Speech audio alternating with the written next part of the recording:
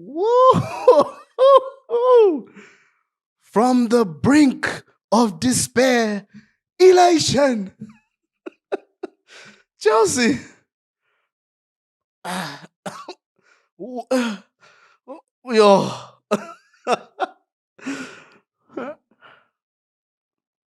Okay, guys, I'm ready. I'm ready now. Okay. We won. We won. We won at Craven Cottage. And when I say I'm ready, guys, I have my boxes, the boxes we always break down. You know how it is. I have formation changes.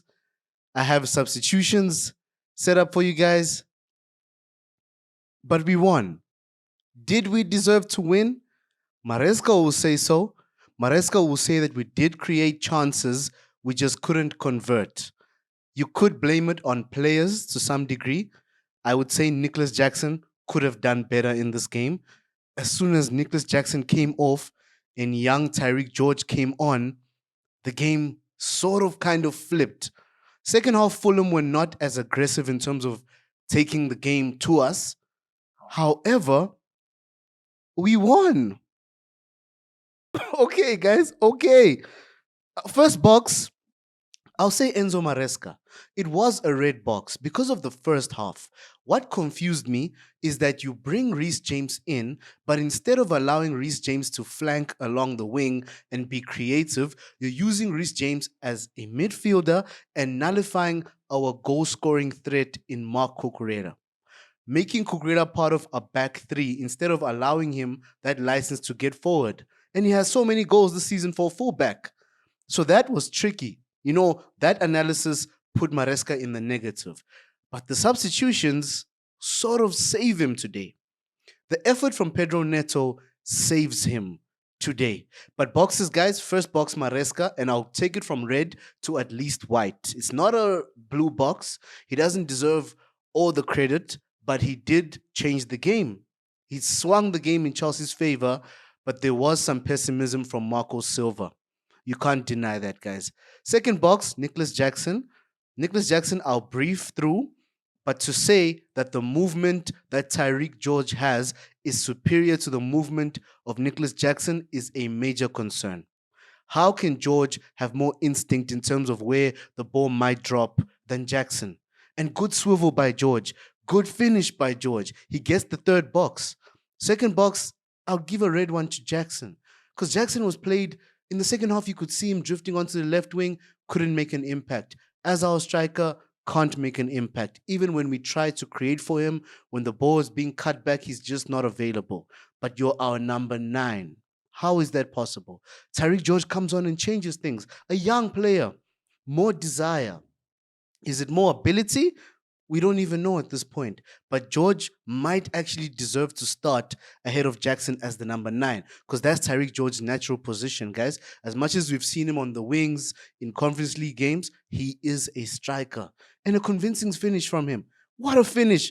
What's his strong foot? Is he a lefty? Because that was a right foot shot and that was so precise. Hard and low, difficult for keepers to save. Third box.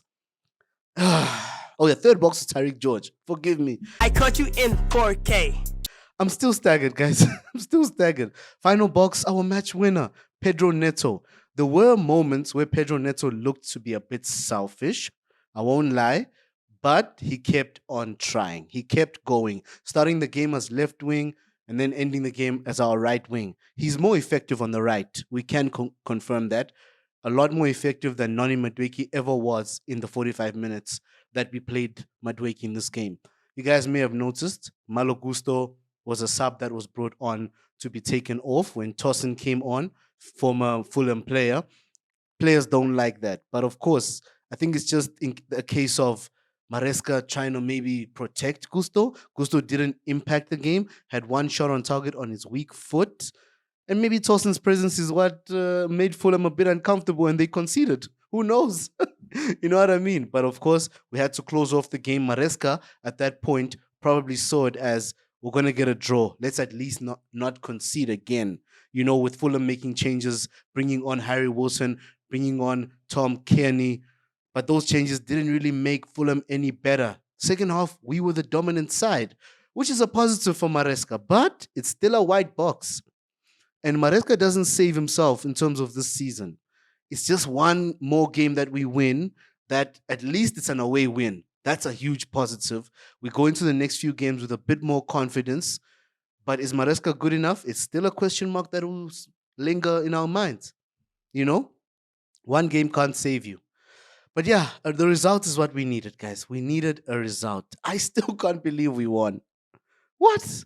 Noisy neighbors getting a taste of their own medicine because they did this to us at Stamford Bridge. The exact same thing, if anything. Muniz came on, scored in the dying moments in stoppage time, and we lost. Same scoreline. So it's tit for tat at SW6. You get me? But yeah, guys, what? I hang my head, I raise my hands. Football, the gift that keeps on giving, guys. Short review, yeah? Short review, but we move. Hope you all are good for the weekend. Another day tomorrow. Might drop another segment. Break down how Maresca might be able to save his season. You get me? Blessings, y'all.